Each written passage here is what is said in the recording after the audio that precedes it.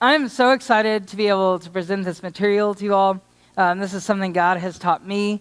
And so the joy of embracing biblical womanhood is not something I thought I would ever teach to anybody.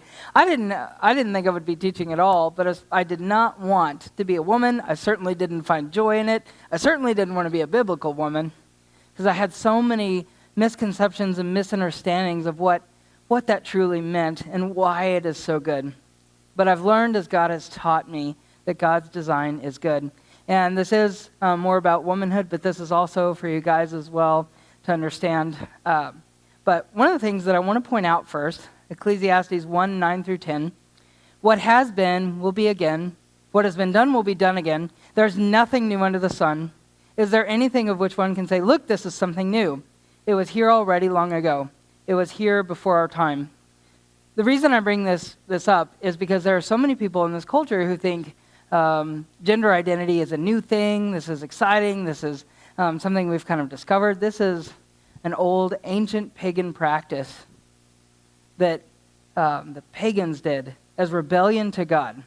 This is against God's design. But there's a reason for this. So this is what I want to help you understand today, that God's design is good.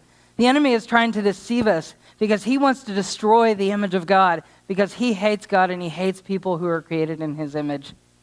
But God's design is good. Even though we're broken under the curse of sin, God wants to restore that. And I can promise you this is true. I never really believed the Bible growing up. I knew it was historically true. I knew that Jesus was real, but I didn't really believe the Word of God. But it's still true today. No matter what this culture says, the grass withers and the flowers will fade, but the Word of God stands forever. The Word of God is still relevant to this culture. And I can promise you, the more you trust the Bible, the more you will understand your culture, the more you will understand your own life, and the more you will find happiness and satisfaction. So this is, like I mentioned, this was an ancient pagan practice of gender identity, of gender bending. Inanna was an ancient Sumerian goddess of love, sensuality, fertility, procreation, and also of war, interestingly. You know, this idea of love and war being together. And I had to think about that for a little bit, but that's so much what we see in the LGBTQ community.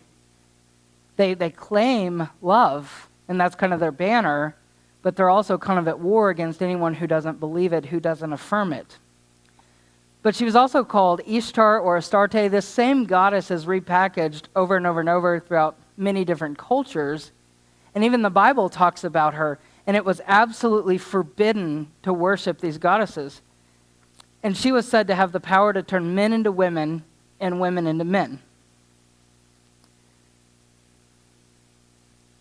Now what's interesting is they've been doing studies recently, and they've found that after 60 years of feminism has not made women any happier.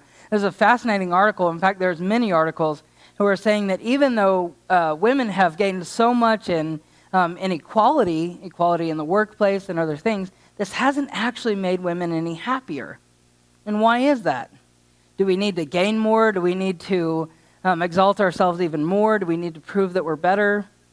That's what they've been trying for a long time, and it's not been working. This was an interesting quote I found on that particular article. This was a comment from one of the readers, and she said, I'm a woman, a healthcare executive, and in the top 1% of earners. So she has been very, very successful. With a very supportive husband who also works, I was fed the line that it's all about your career and wasn't sure I wanted kids. Thankfully, we decided to have one, and then loved her so much we had a second. I recently took a 2-month break and loved taking care of my husband and kids. Everyone was happier. Laundry, cleaning, and dinner came. The laundry, cleaning, and dinner fairy came every day. I took an online class to stimulate my brain. I mentored some folks having trouble in their career. I got more exercise and sleep. I was a better wife, mother, and friend. Honestly, I wish I could permanently stay home. And I can tell you as a woman what I didn't understand, the good of how God created woman to take care of our home, to take care of our families. And when you're young, sometimes that just seems like the last thing you would want. And that's what I said for so long. You know, I didn't want that kind of lifestyle, but God has showed there is so much joy when you have a husband and kids one day you have your own family, it is so deeply satisfying to take care of your family because that's the way God has wired us. That's the way God has built these instincts deep inside us. And when you're a teenager and your brains are still developing, you may not understand this now. But I can promise you that God's design is good. Now, it doesn't mean that women can't work.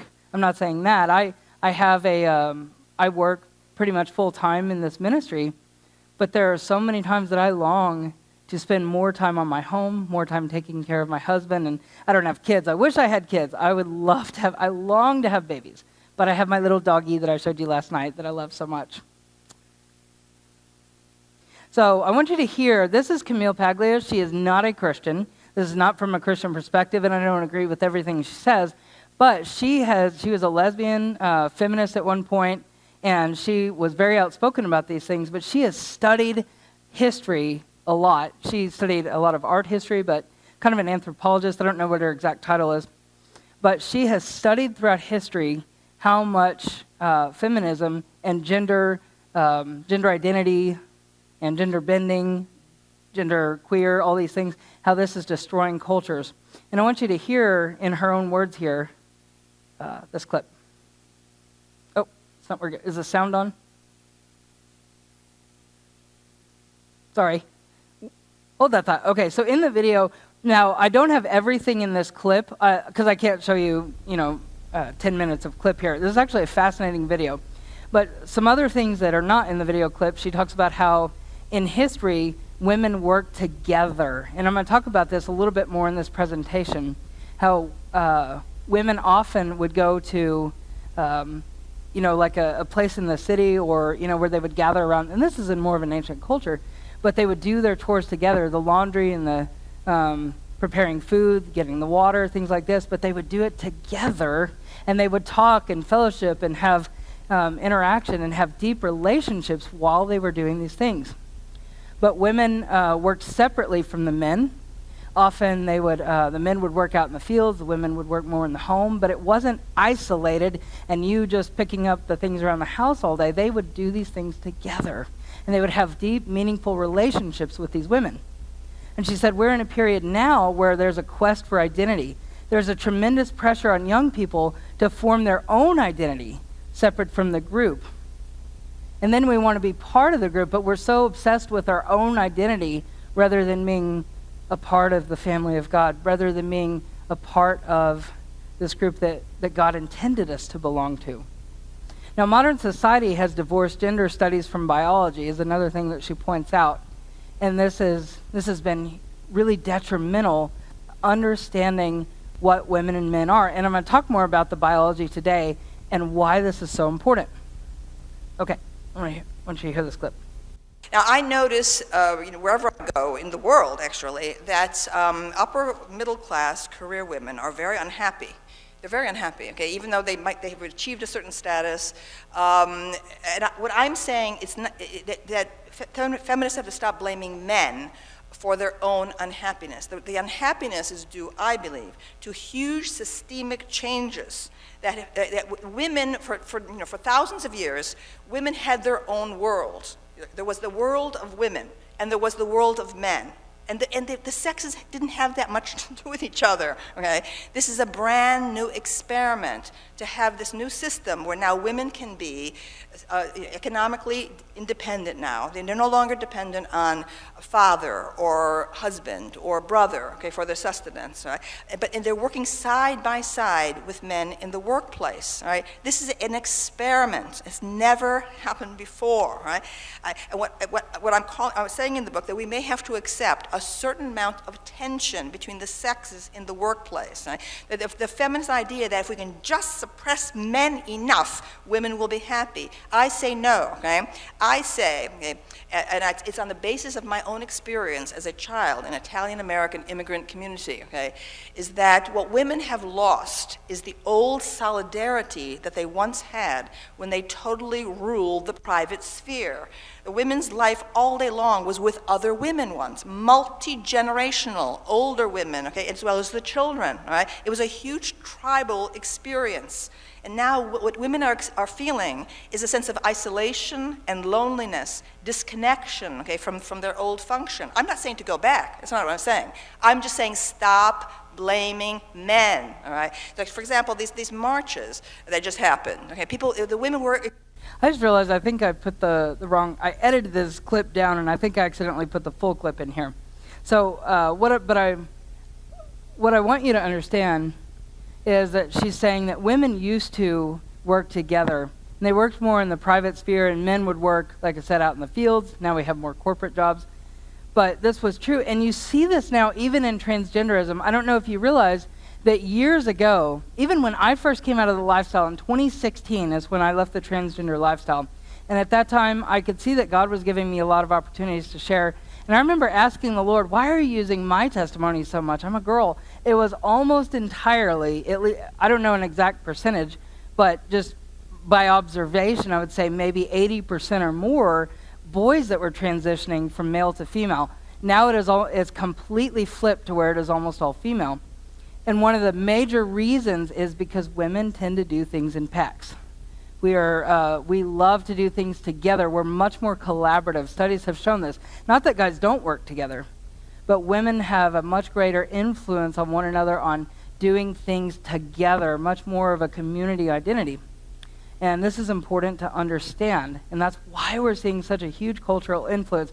And this is talked a lot more about in, I don't know if y'all remember, this might be before some of y'all were teenagers, but do you remember hearing several years ago about the girls who made a pregnancy pact? There were a bunch of girls who decided all together they were all going to get pregnant. Obviously not a good idea. And I can't even imagine the brokenness that came into their lives from being teenage and pregnant. But we see this as well in this phenomenon. And there's a book, if you want to read it, want to learn more about it. I'm not the only one that has said this. There's a condition they have called rapid onset gender dysphoria. And this is a lot of this cultural influence from these girls. So you can read, I'm trying to think of my mind is blanked on the title now. Now I can't even think of it. Okay, I will get back to you on that. So sorry. I'm not perfect. In fact, the Lord loves to humble me sometimes and remind me that I still need the Lord. So I will come back to that. But there's a book that talks about rapid onset gender dysphoria. And I can't think of the title at the moment. Okay, so I want you to watch these two quick clips here. These aren't very long. But I want you to see the difference in what I'm talking about here in the way that men and women tend to work. And I want you to tell me the difference. In perfect harmony, a group of men enthusiastically work together to hoe the rice fields with a compact rhythm, transforming dry land into fertile land, speeding up the planting and harvesting process. So that work that usually takes a long time is now fast and efficient, proving that cooperation, discipline, and the spirit of mutual cooperation can turn hardship into success. Okay, now it's this one here. Tell us some of the benefits associated with women working together. One, it helps the woman to have a good relationship, with each other. Two is that the kind of experience we have, because as we are always there, we share problems to each other and we learn how to solve them, even though there is no any man who can say, oh, do this, do this. Some of the women, if we just associate ourselves like this, being in a group, we advise each other. So being together has helped us a lot. So what is one of the major differences you notice about the way that men and women work? Yeah? Yeah. Exactly, yeah. Yeah, you? Right. Yeah, men are much more focused on task. Not that men don't talk to each other, but men, and we're going to talk a little bit about a reason why. There's actually biological reasons for this. Now, again, your brains are still developing, you're still growing, but also you have been put together as boys and girls your entire life, and that was not done in culture for thousands of years. most of the time the boys and girls were separated, and this might be a lot more obvious. But you can see this as you start to observe men and women. This is absolutely true. I learned this as I got married, and I began to understand how much different my husband was from me. But yes, women are much more relationship focused. In fact, just a funny example.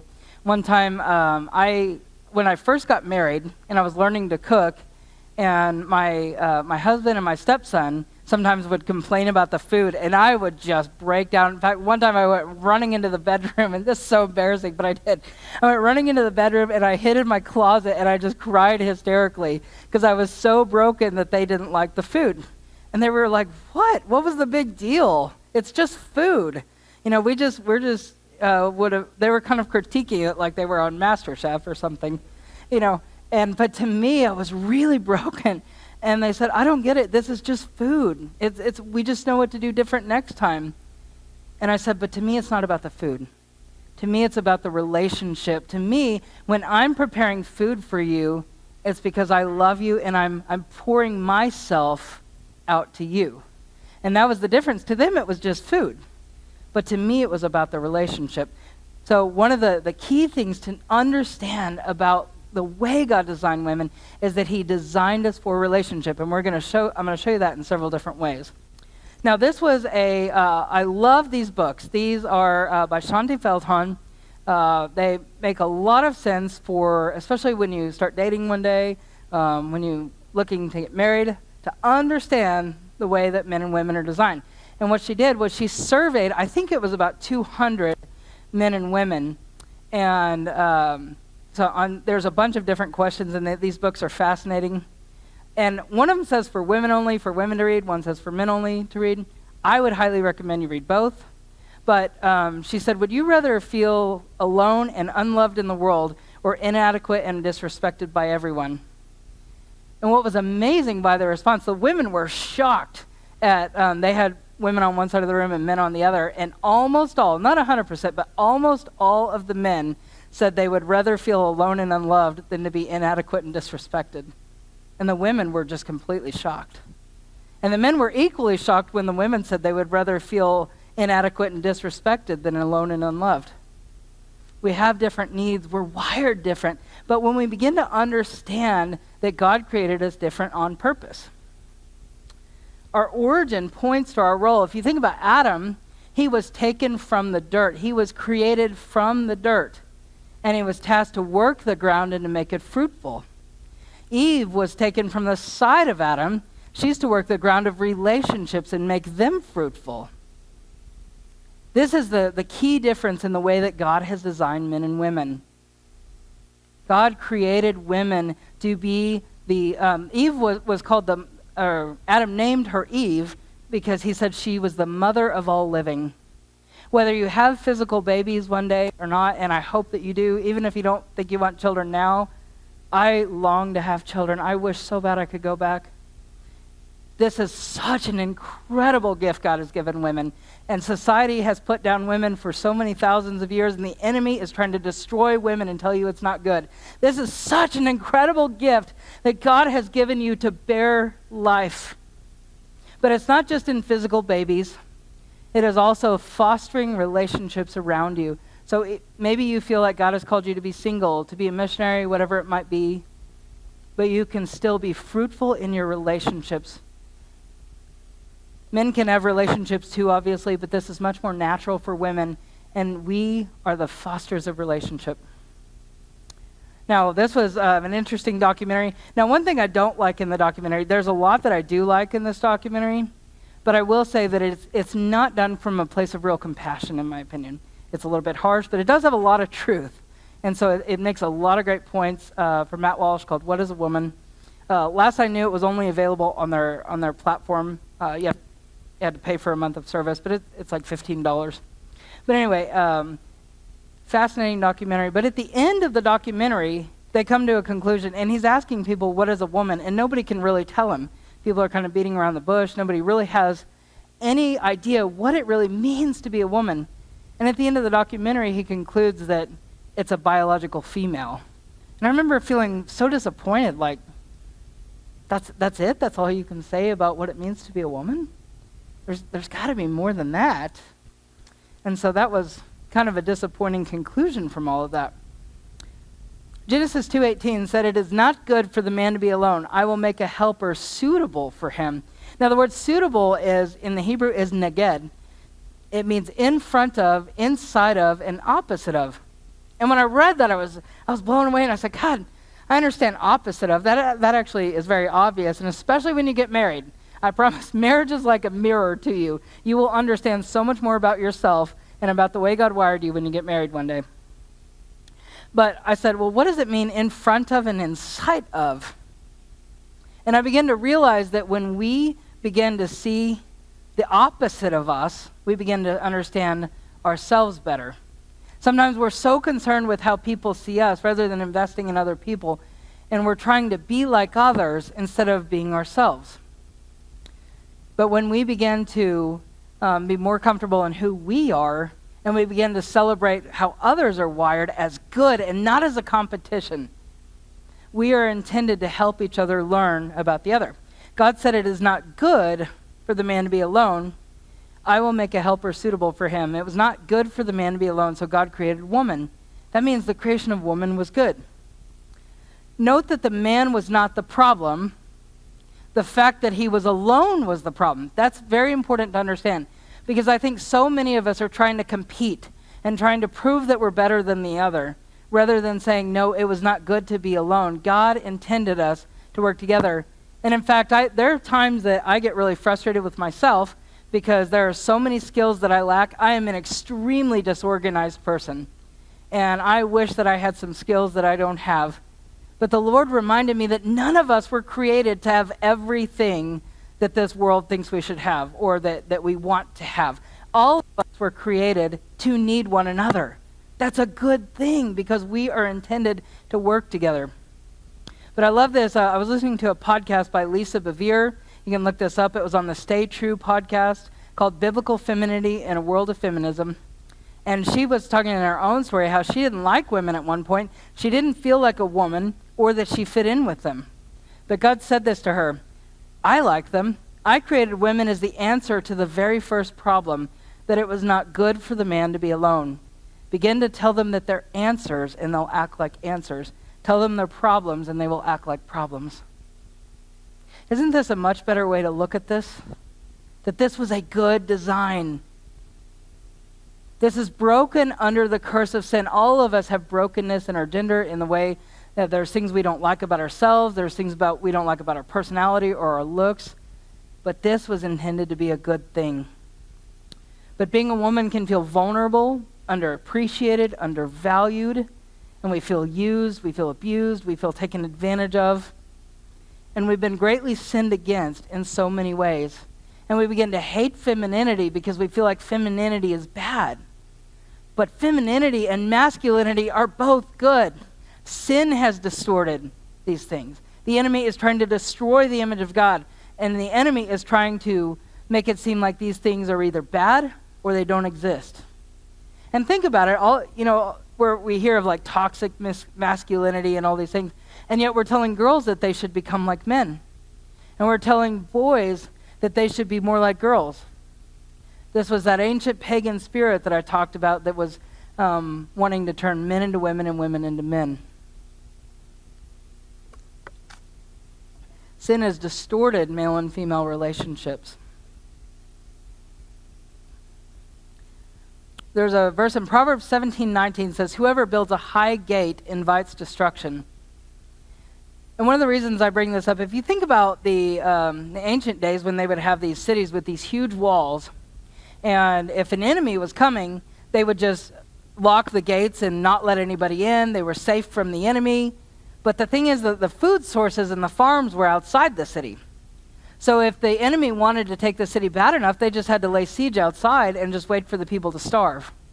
And that's what happens to us when we become angry and bitter. We wall off our hearts. We create these emotional walls, and they say, I'm never going to let that person hurt me again. I'm never going to let men hurt me again. Or I'm never going to let that group of kids hurt me again, or whatever it might be. And we build these emotional walls, but we begin to starve ourselves of the very love that we need. Proverbs 14:30 says, "A heart at peace gives life to the body, but envy rots the bones." There are so many verses that talk about envy. I was blown away when I started studying this, and I think so many of us struggle with envy and jealousy, wishing we were like somebody else.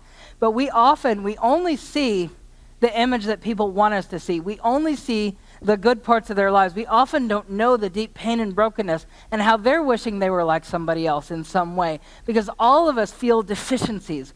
All of us feel like we're not good enough. All of us struggle to like ourselves, and it's because we are under the curse of sin. And we have to remember that. Because what God created was so mind-blowingly amazing.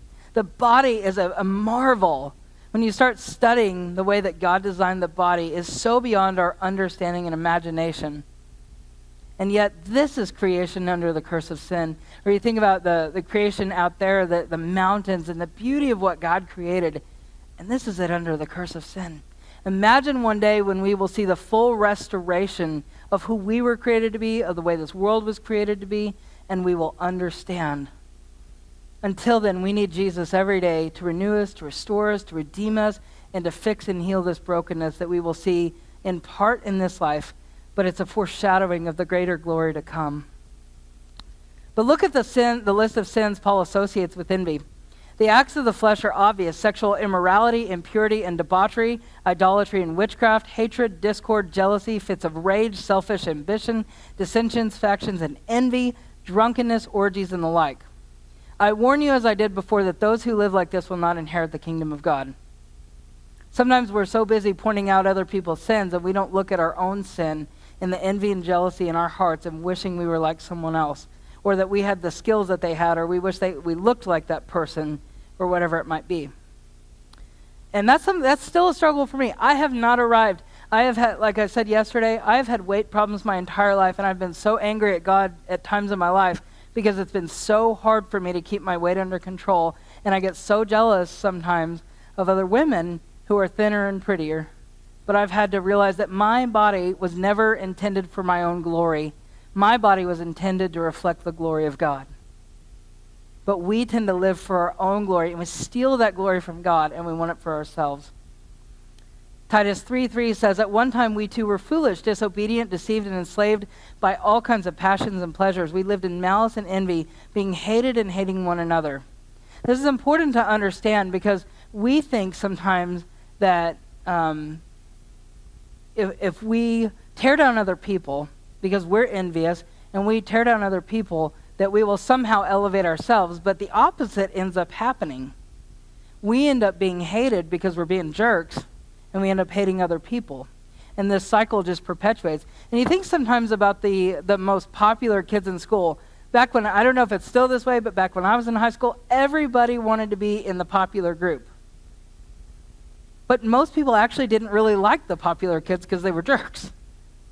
I'm sure there were some that were liked, but a lot of them really weren't, but everybody wanted to be them. And I think so much of the time we're just so jealous of others and we can't see the good of what God created in us. Yes, all of us are broken under the curse of sin. All of us have things that we wish were different. But God wants to use us in our brokenness. God wants to heal and redeem and restore. But even in those broken things, like I try so hard to get organized. I wish that I could, but God uses me even in my disorganized personality that struggles so much to stay on task. God still uses me. So whatever it is you think is deficient or is not good enough, God can use it. He promises that all things will work together for the good of those who love him and are called according to his purpose. You are not defective. We're under the curse of sin. James 3:14-16 says, "But if you harbor bitter envy and selfish ambition in your hearts, do not boast about it or deny the truth. Such wisdom does not come down from heaven, but is earthly, unspiritual, and demonic. For where you have envy and selfish ambition, there you will find every disorder and every evil practice." The Lord calls this demonic and evil. Hebrews 12:15-16 says, "Looking diligently, lest any man fall short of the grace of God, lest any root of bitterness spring up, cause trouble, and thereby many are defiled. Lest there be any fornicator or profane person as Esau, who for one morsel of meat sold his birthright." Now, this is really important to understand because I see so many young people walk away from the faith because of bitterness. When we are bitter and angry toward the Lord at the way he created us, we wish that we were someone else, or we don't like ourselves, or we don't like our circumstances, whatever it might be. God promises he will work all things together for good for those who love him and are called according to his purpose. But sometimes the circumstances of our life cause us to be bitter. And that root of bitterness defiles not only ourselves, but many other people. Our sin always affects other people. We like to think that our sin only affects us. But the reality is that our sin always affects other people. That's why all of you have been sinned against, because somebody else sinned against them. And the sin cycle just perpetuates unless we choose to stop it. And it said it will lead to sexual sin, because when you're cut off from God, you're angry at God about whatever it might be. You're emotionally cut off because you don't trust people, or you've been hurt, whatever it might be. And then all that's left is the flesh. And you will start pursuing the lusts of the flesh. And these wounds are tied into our identity. They wrap around us like a thorny vine. And we want God to just cut out the pain. Whatever painful thing has happened to you, we want God to just get rid of it and get it away from us and to just act like it never happened. But the reality is this sinks deep into our soul. And we want to escape the pain or suppress the pain. And that's what gender identity is really about.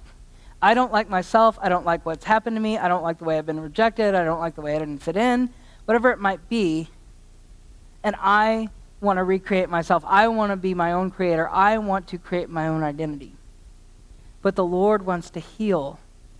Because when we suppress, I don't know, I wish I had like a thing I could show you this, but an example that I was given one time, we were at a conference, they had a tub full of water, and you can try this experiment later if you want, and they had, I think they were empty water bottles, and they kept trying to push the water bottles down, but as soon as they do, like when you try to push it down, they'll pop back up. And I don't understand the science of it. They explained it there. Anyway, but it's a good analogy for, like, when we try to suppress things, they will always come back up. And when we are thorny and prickly, we can't receive the love that we need. We end up hurting other people, and it just makes us more and more wounded, and we feel more rejected. I said this yesterday, but I really want you guys to understand. I was talking to somebody about this earlier, and this is something God is really reinforcing me. This principle in Matthew 16. He who saves his life will lose it, but whoever loses his life for my sake shall find it. In order to find our life, we have to give it away. We have to learn to esteem others as better than ourselves. This is really important to understand, because the more that we pursue ourselves, the more that we try to exalt ourselves over others, the more wounded we're going to become. And that's what feminism did. Feminism saw a problem that said women are being mistreated. So the answer in their mind was to exalt themselves over men, to say that we are better, to say that we deserve a certain standard, rather than humbling themselves and encouraging men. And we had shows like this. These are a little bit before your time, but these are some of the shows I grew up on. And all these shows, I look back, The Cosby Show, and, you know, it just seemed like this funny family show, but they treated the men in these shows like they were absolute buffoons, like they had no worth or value other than to be the butts of jokes. And this taught an entire generation that the father is not good, that he doesn't know what he's doing, and the mother is the one who has it all together. The mother is the one who makes all the decision, who wears the pants in the family, they would say. And now we have, and it's not only this, there are many other factors we can point to, but I think there was a huge cultural shift, and now we have an enormous vacuum of fatherhood. And men are not taught to be fathers. And this is a huge, important role. We tend to think that God wants to always work in these big things. You know, we always look at the big things that God wants to do, but God loves building blocks. And God likes to start very small, and the family is the first institution he created for protection and to grow and foster life in order to create good, stable human beings that he can use more and more in his service. But it has to start with the family. And I don't know exact percentages, but I would say 80 to 90% of the families that I minister to, most of them have broken homes. Not in every case, or some, like in my case, my parents didn't get divorced, but there was a lot of marital problems. And there was a lot of confusion in the gender roles. My mom was the one trying to rule the family. And she was doing the best that she knew how, but she was trying to rule over my dad. And then we had all these movies where the woman is made to look like the hero, and the man is her stupid sidekick that can't really do anything, and he just has these muscles, and but it was always the woman ruling, rather than recognizing the way that God created us to be the helper to the man. And the helper is not a put-down.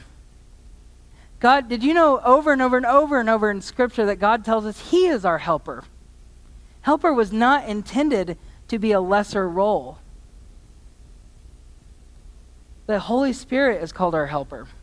But if we continue to exalt ourselves above men, we will not find the happiness we're seeking.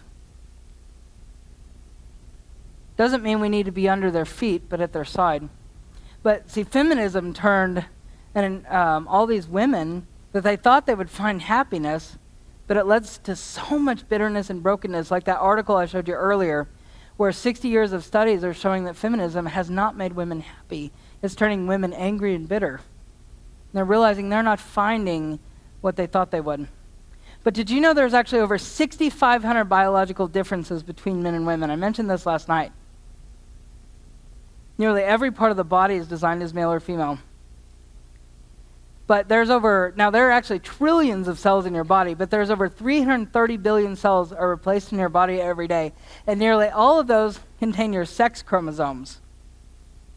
So over and over and over and over and over and over and over, all day long, your body is is reproducing and repairing itself based on that information. It's vital to our body every moment of every day as our body is healing and repairing itself that you are male or female.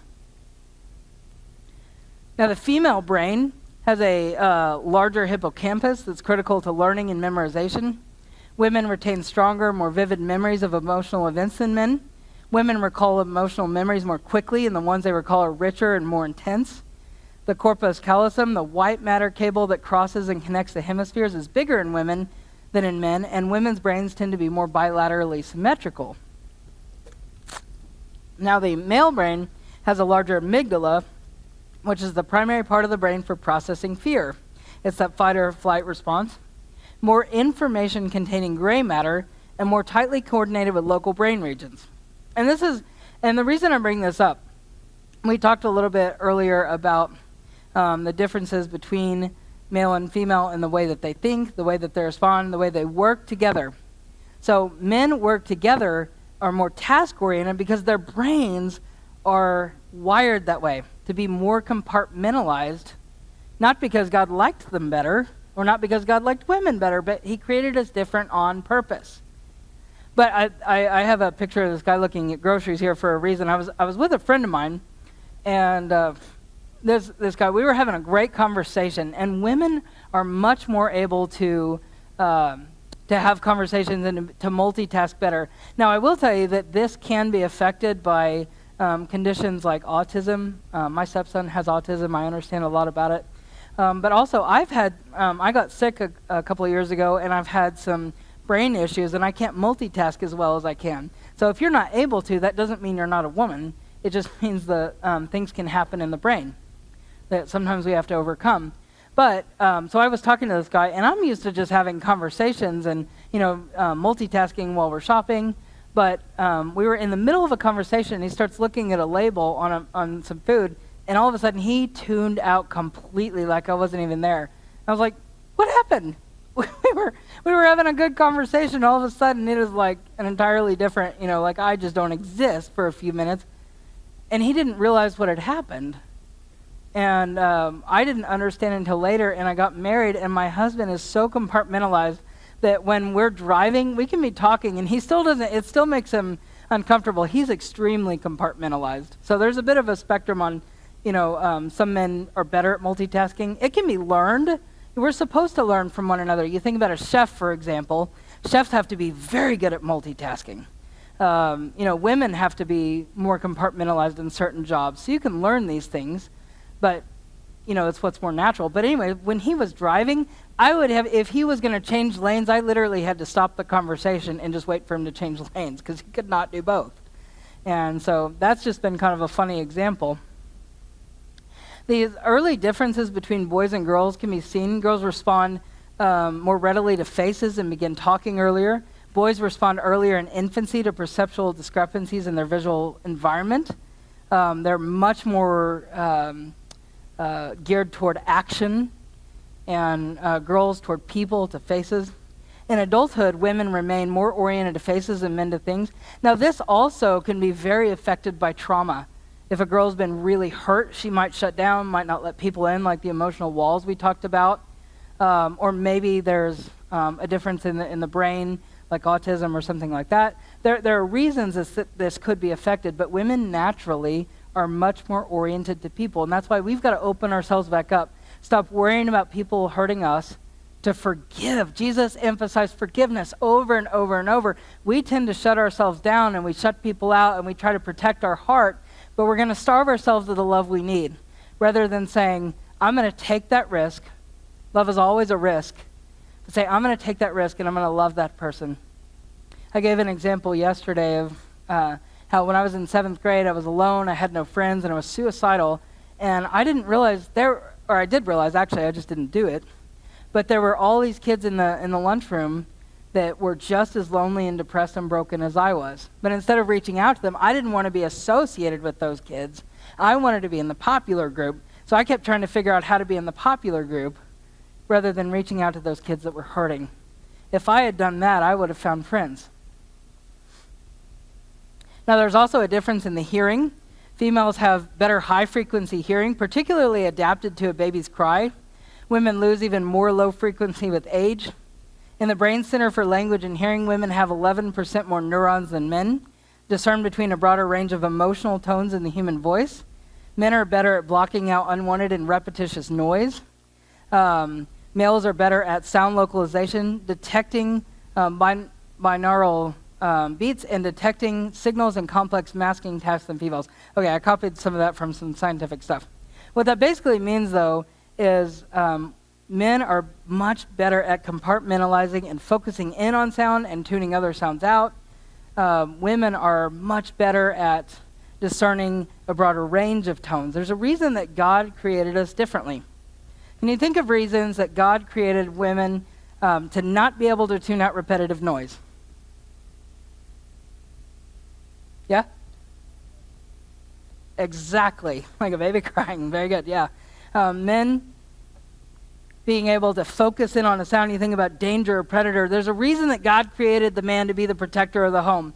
And maybe you're thinking, well, I don't feel like I can do that right now. That might be really intimidating. You're still growing. And this is why women need to encourage men, because God wired and designed your entire body for this.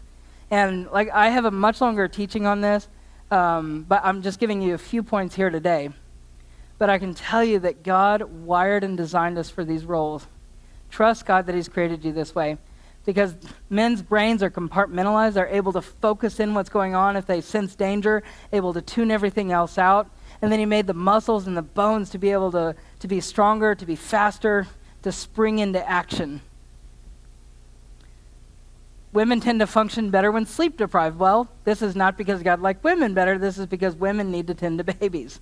This doesn't mean that men don't need to help, but we need to have some more grace, because this is physically better. Now, again, this can be affected by different diseases. I've struggled for most of my life with an autoimmune disease called Hashimoto's, and so I really struggle with chronic fatigue. And yet, even in my extreme fatigue all the time, I can function a whole lot better when I'm tired than my husband can. When he's tired, he can't hardly function. Even if I'm exhausted, I can still function. So taste and smell. Women have better senses of smell and taste. They have, on average, 43% more cells and almost 50% more neurons in the olfactory bulbs, which is the part of brain responsible for processing smells. Women also generally have more taste buds, and in childbearing age, The flavors are more intensely than younger or older females and more increased sensitivity during pregnancy. This is about babies. God designed us to be able to detect whether the food is good or not, whether there might be something wrong with the food that we can't see. Maybe we would smell it or taste it. Men have thicker skin by about 25%, higher densities of collagen, less sensitive to cold temperatures, sweat about 30 to 40% more than females. Again, this is because originally, before we had corporate jobs, men were created to work in the fields and to work the ground. We have a different carrying angle. It's hard to see, but that blue line, if you can see it, is actually the exact same angle, but the female has a wider angle. And the reason, and you can see it on me, how my forearm goes out further, but the reason that God created us like that is because we are not as strong as men. He gave men stronger muscles, but we got to be able to carry around the babies. We have wider hips, we have wider angle on our arms, so God compensated for that and gave us a way to carry the babies by giving us a wider angle, and it's called the carrying angle. And this is about, God created our skin differently. Men were given thicker skin to work out in the ground, but women have thinner skin. But there are at least 9 different things they've discovered. There's probably more than this, but biological things that happen between mother and baby when a baby is laid skin to skin on the mother. Helps regulate the baby's heart rate, breathing and temperature, strengthens their immunity and reduces infection and risk, supports good sleep cycles for the brain baby's development, and more. And this was so cool. So one thing that I've learned, when a baby is breastfeeding, part of the baby's saliva enters into the mother, and the mother's immune system, and this is in very layman's terms because I'm not a scientist, but from what I've read, basically there's a diagnostic on the baby's saliva from the mother that determines if the baby is deficient in a nutrient or maybe is sick or whatever it might be, and the mother's milk can adjust for what the baby needs. This is a fascinating study. And there was such a rise years ago of pushing mothers to use formula. There's a reason that God created it this way. God knew what he was doing. And thankfully, there's a big move now to get women back to breastfeeding because this is good for the mother and the baby. Girls focus on relationship building, take turns 20 times more than boys, more likely to use collaborative proposals, like let's do this and let's do that. Pretend play is more about caregiving in relationships, like playing house. I remember seeing this when I was a kid. Now, again, this has changed a lot in y'all's culture because you've been told to play together so much, and you've been put in the same classrooms, and you've been treated as equals, as if there's no difference between boys and girls. But years ago, they had an experiment. Hasbro, which is a toy company, built a gender-neutral playhouse. And this was really way before the rise of transgenderism. I don't know what year this was. But they were going to prove that there was really no difference between boys and girls. And they were right that the boys and girls played with the same toys, but the girls were underneath playing inside the little playhouse and kind of huddled together and talking, and the boys were launching the dolls and baby carriages off the top like rockets. So there's a difference. Even though we can like the same things, there's a difference in the way that we play. And girls can love sports. I love sports. Especially as a child, but even now, I still love to watch sports. I can't play them as well. But I was always very competitive. But I also love relationships. I didn't as much as a child because I'd been so wounded and I felt rejected by women. But now that I'm older, I'm like, oh my goodness, I'm such a girl. I love girls and I love relationships.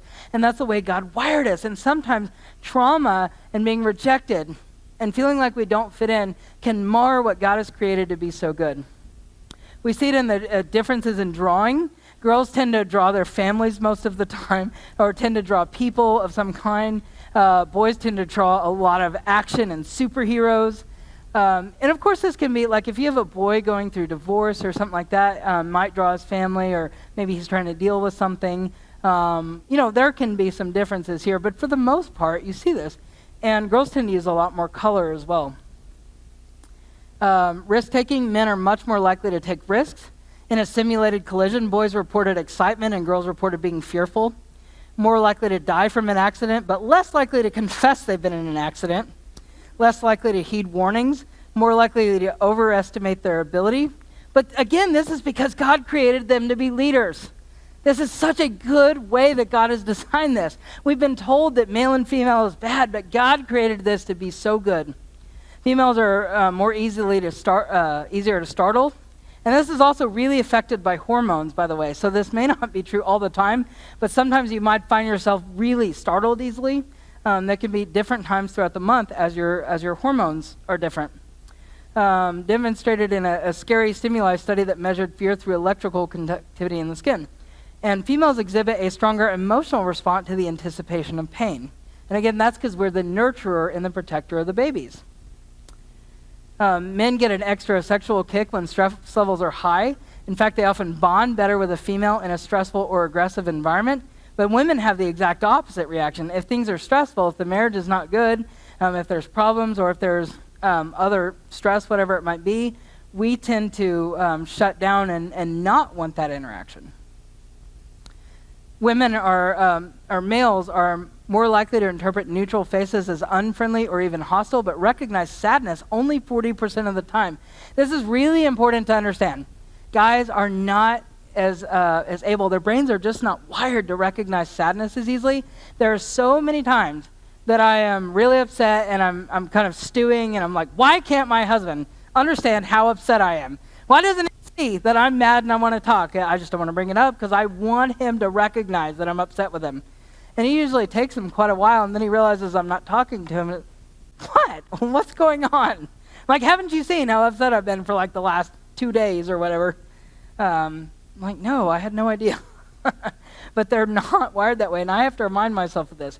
Now, some men are good to this. It doesn't mean they have a female brain.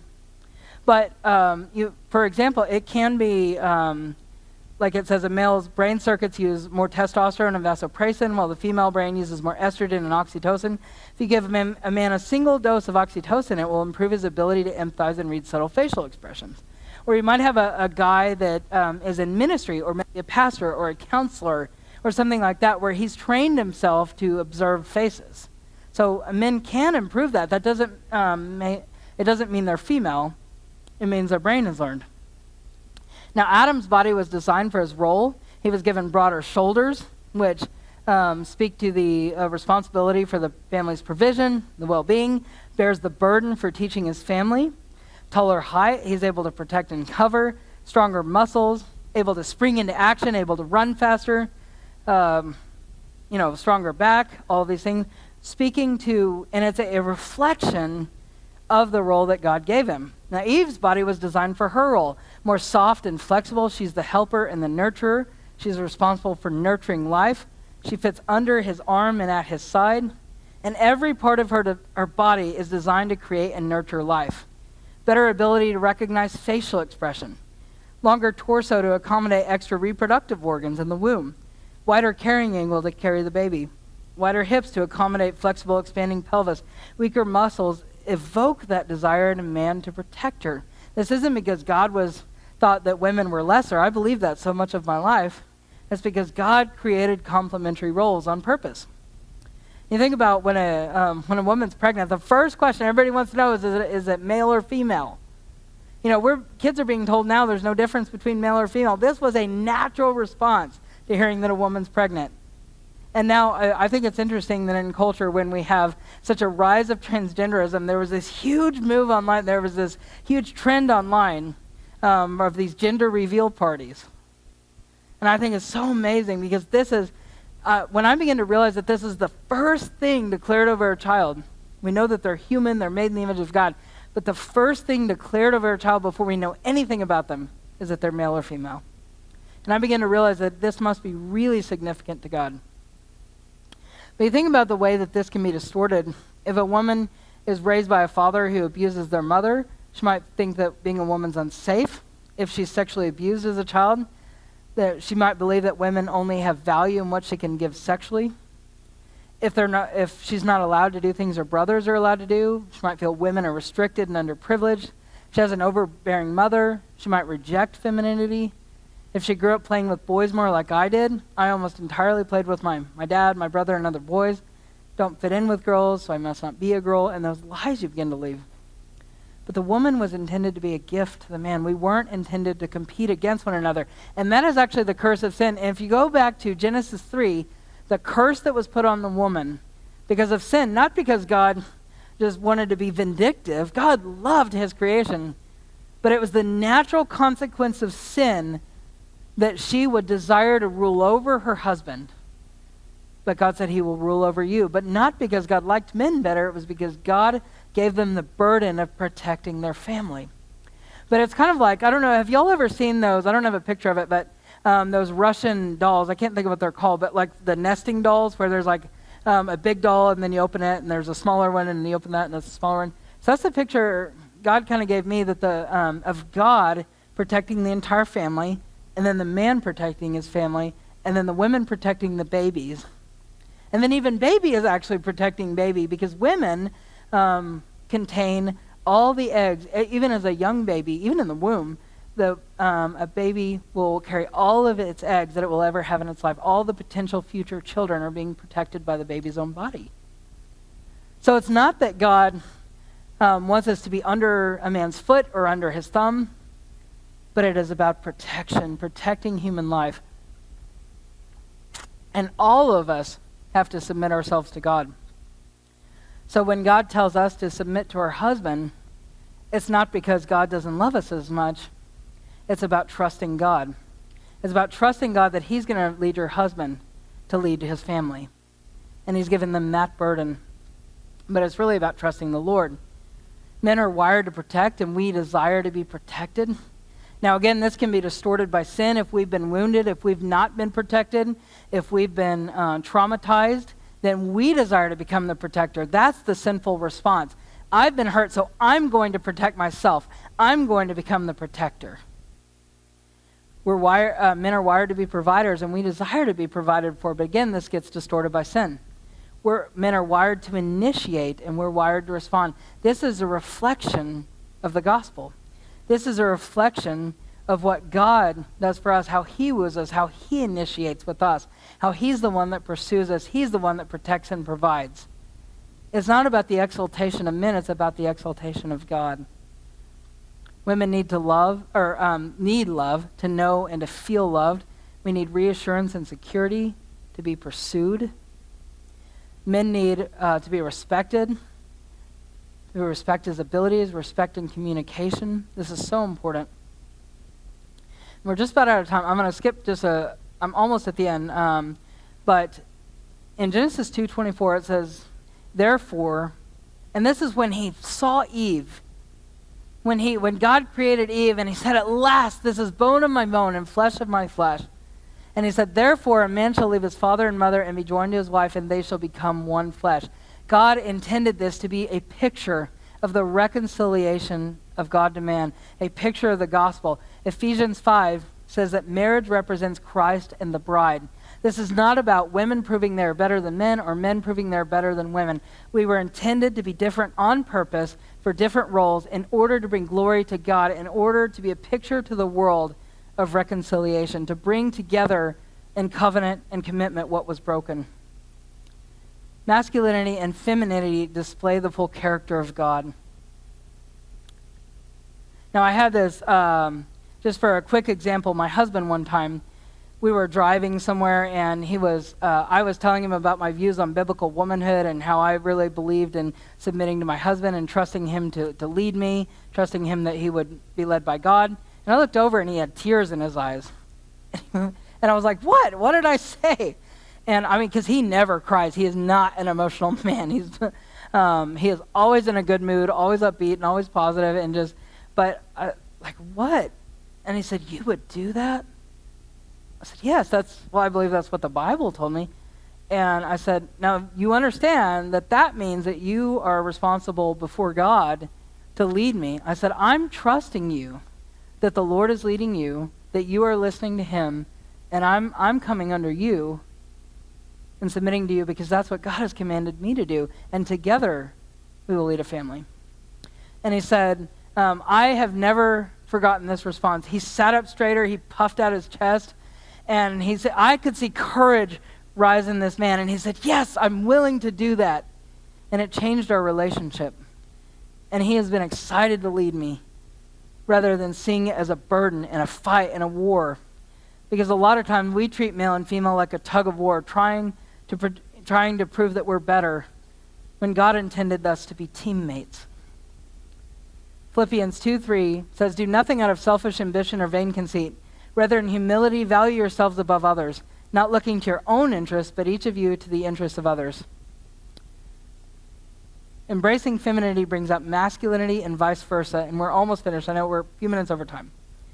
But I want you to understand this. The more that I've embraced femininity, the more that it has brought out masculinity in my husband, the more he has risen to the man that I always dreamed of. And let us consider how to stir up one another to love and good works. Hebrews 10:24. We are to encourage and inspire one another rather than competing.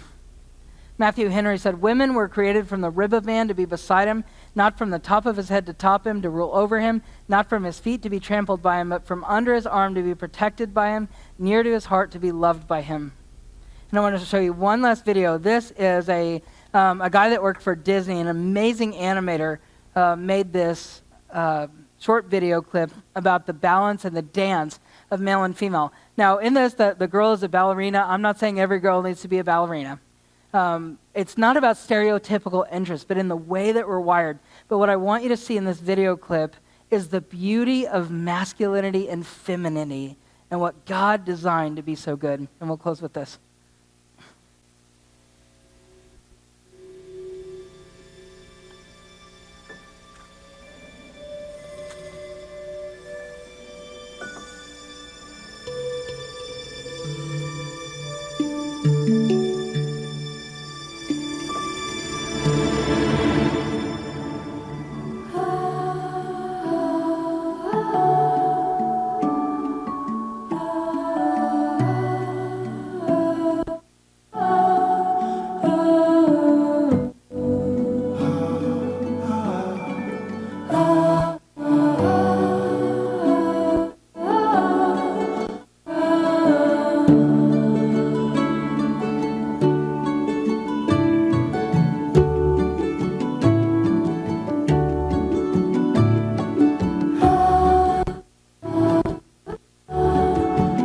Sorry, I don't know why the sound's skipping.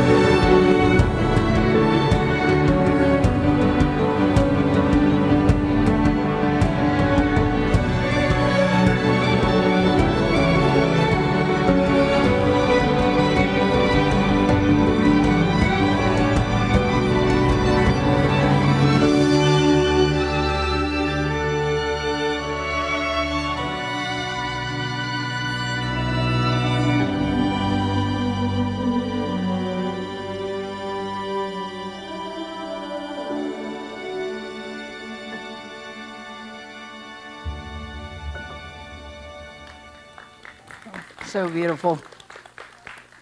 But that's what God intends for male and female to be a complementary dance.